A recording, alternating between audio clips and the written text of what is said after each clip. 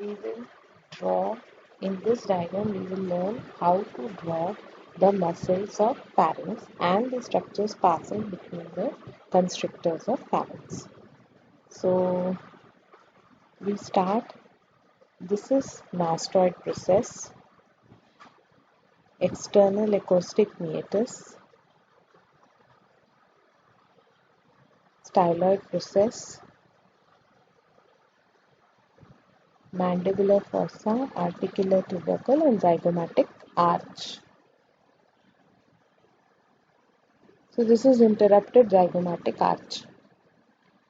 Now, beyond that, we will draw in a depth the medial pterygoid plate, pterygomandibular fissure, and the maxilla. The third molar teeth of the upper jaw. Then the cut end of mandible. This is the body of the mandible, and this is the third molar of the mandibular or the lower jaw. Then below this, at this level, we will draw the hyoid bone. So the greater cornu, the lesser cornu of hyoid.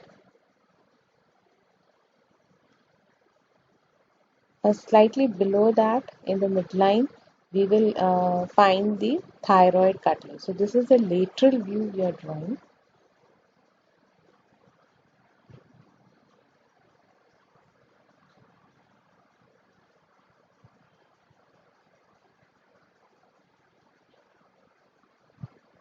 These are the horns.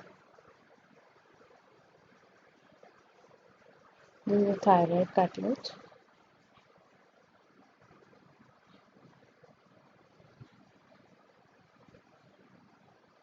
Cricoid and trachea with the tracheal rings.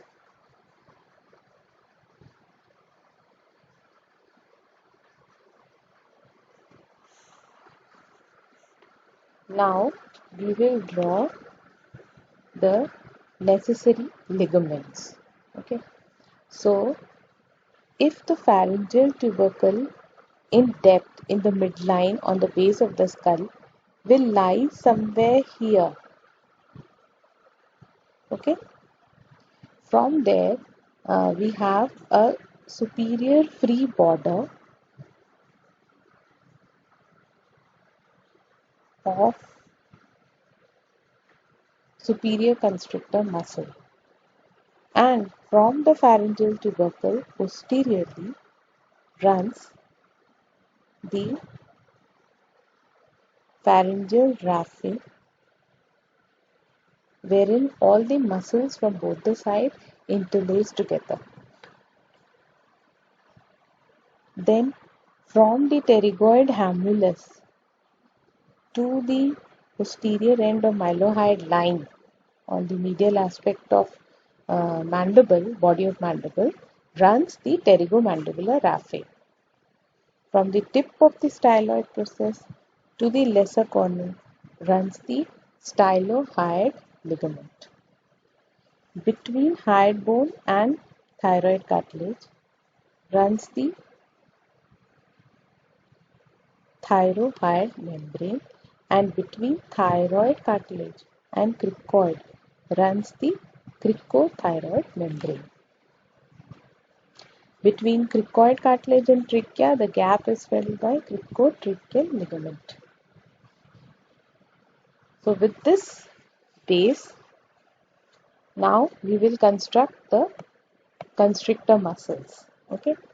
There are three pairs of constrictor muscles which are circular, and three pairs of longitudinal pharyngeal muscles. So for muscles, we'll use a brown color. Okay. Now these three constrictor muscles are overlapping each other. So the deepest muscle is superior constrictor and most superficial muscle is inferior constrictor. So we start with inferior constrictor muscle, for which we require the oblique line on thyroid cartilage. Now the attachment. It extends on it has two parts. One is thyropharyngeus and the other is cricopharyngeus.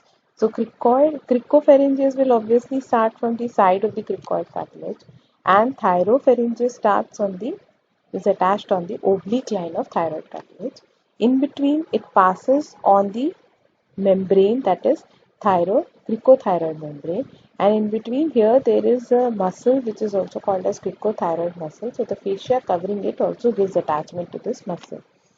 So the cricopharyngeus is almost running horizontally and it is interlacing with the other side.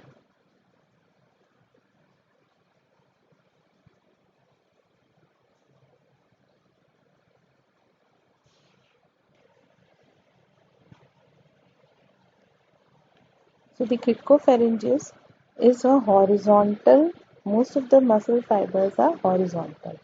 So you can see they are running horizontally. And here at the raphe, they are interlacing. The thyropharyngeus muscles, they fan out and the highest fibers go up till the pharyngeal tubercle. So the fanned out muscles look like this.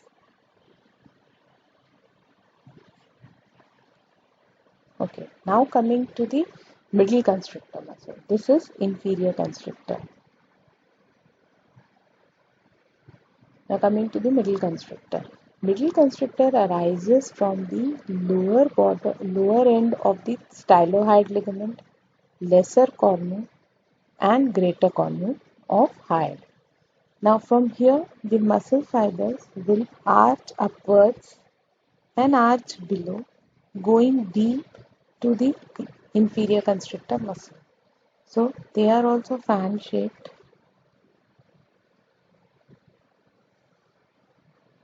running like this.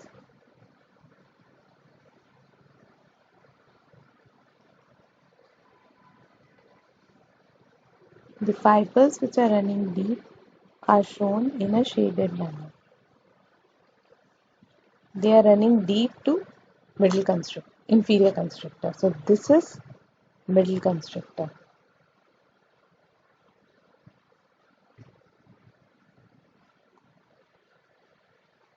Now coming to the superior constrictor. So this is the free border of superior constrictor. The lower end of the posterior border of medial pterygoid plate. From there, the pterygomandibular raphe. So this is the attachment of superior constrictor muscles. Now it is the deepest, so the fibers will go deep to the middle constrictor as well as inferior constrictor, and they will be fanning out. The middle fibers, however, will be horizontal, whereas the superior fibers or the highest fibers will again be fanning out like this. Okay? Now,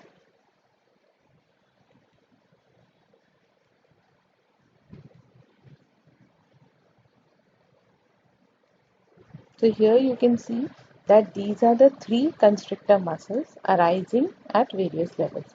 Now there are gaps. So you find a gap here at the superior border, then between superior constrictor and middle constrictor here, and you find another gap here between middle constrictor and inferior constrictor, and below the inferior constrictor you can see the esophagus running behind, and the outermost coat being the longitudinal coat of esophagus. So between the inferior constrictor and esophagus, here there is a gap. Now in these gaps the structure is running, I'll show you.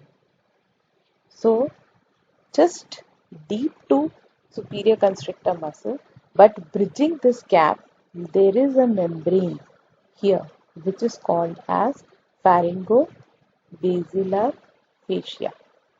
Pharyngobasilar fascia. But still there are structures which are passing.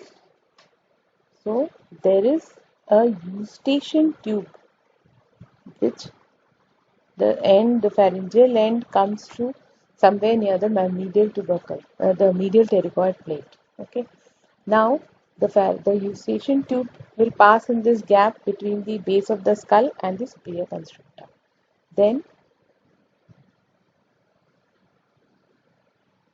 this is superior constrictor. Then there is an artery which arches like this, and this is called as ascending palatine artery. And there is again a muscle here which is in this location lies the soft palate. So there is a muscle which is called as levator palati, and it passes like this in this gap, this muscle from soft palate, which is helping the elevation of levator of the soft palate. So these are the three structures which are passing in the gap between the free border of superior constrictor muscle and the base of the skull. Now we come to the gap between superior constrictor and middle constrictor. So here there is a muscle and a nerve passing. Okay. So for the muscle it is called as stylopharyngeus. Now the posterior border of thyroid cartilage. I'll draw a thyroid cartilage here.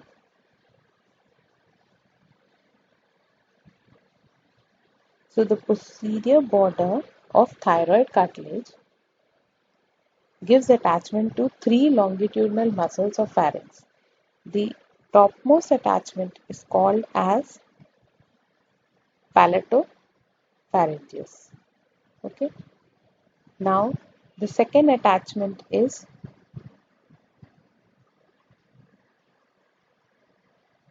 salpingopharyngeus. And the third attachment is stylopharyngeus. Fine. So palatopharyngeus will come from soft palate. Okay. Salpingopharyngeus will come from eustachian tube, and stylopharyngeus will come from styloid process, the medial surface. So in this gap between superior constrictor and middle constrictor lies the muscle which is called stylopharyngeus. So and stylopharyngeus is a longitudinal muscle which is supposed to come in from this gap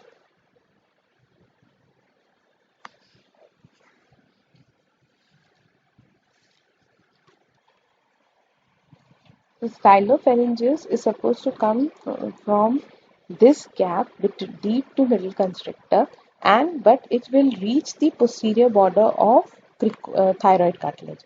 So from here, this is the way the stylopharyngeus will come and attach to the posterior border of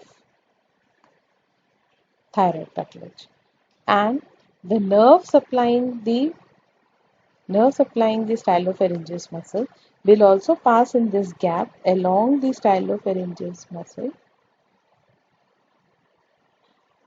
but it is going to supply the soft palate as well as posterior aspect of the tongue, posterior 1/3 of the tongue. So this is the ninth cranial nerve. So in the gap between superior constrictor and middle constrictor goes the ninth cranial nerve and the stylopharyngeus muscle. Now coming to the gap between middle constrictor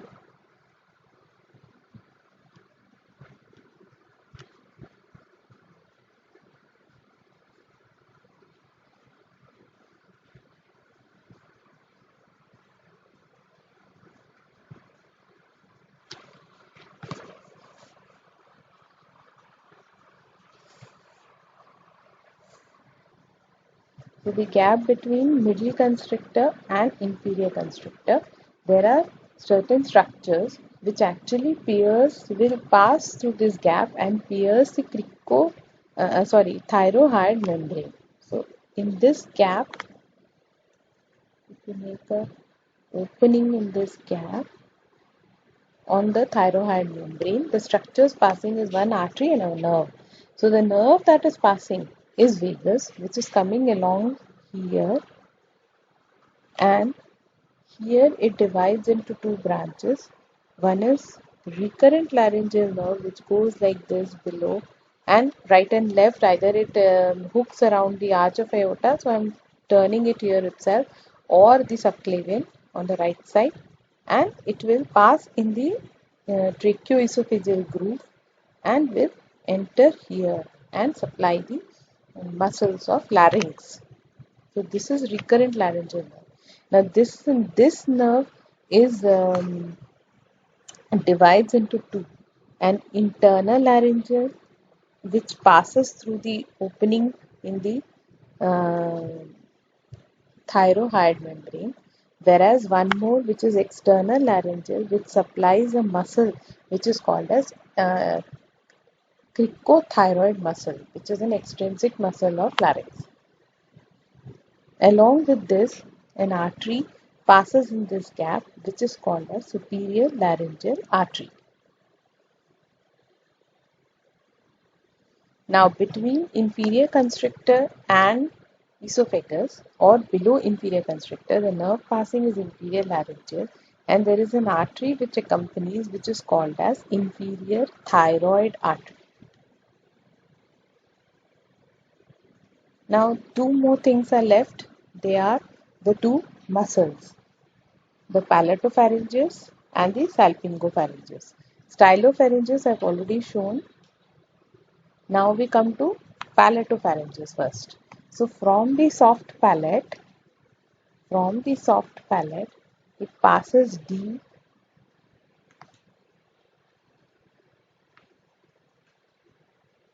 and it reaches the posterior border of the thyroid cartilage. Coming to salpingopharyngeus. So this is the eustachian tube. From here arises the salpingopharyngeus, passes deep and is inserted on the posterior border of thyroid cartilage. So this palatopharyngeus, salpingopharyngeus and stylopharyngeus. So this is the order in which they are inserted on the posterior border of the lamina of thyroid cartilage. Thank you.